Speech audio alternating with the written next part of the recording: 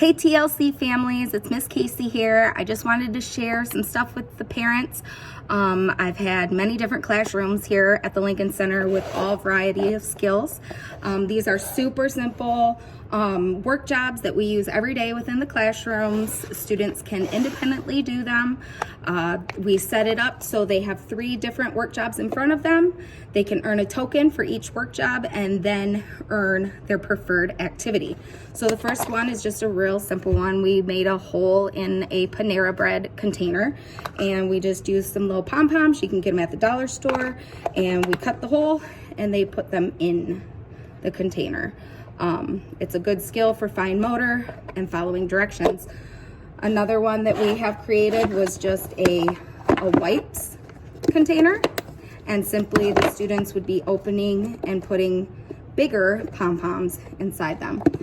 Another activity for sorting and math that I found, I went to the dollar store, I found some colorful little guys, blue, red, and you can find different color bowls, or you could even use construction paper and put that down, and the students would then just sort the different colors into their bowls. That was an easy one from the dollar store that I found. Another one is everybody has playing cards laying around, right? Uno cards, or we cut the slit long ways. Students then have to maneuver it so that they can put it inside the container. Another fancy little work skill. Another last one I would like to show you real quick is I just took some construction paper, put her around water bottles. At the dollar store, they also sell colorful sticks. And so it's another way that students can sort their colors that make it fun. They can play with the sticks. Let me find a green one here. So green goes in green and the blue ones go in the blue ones.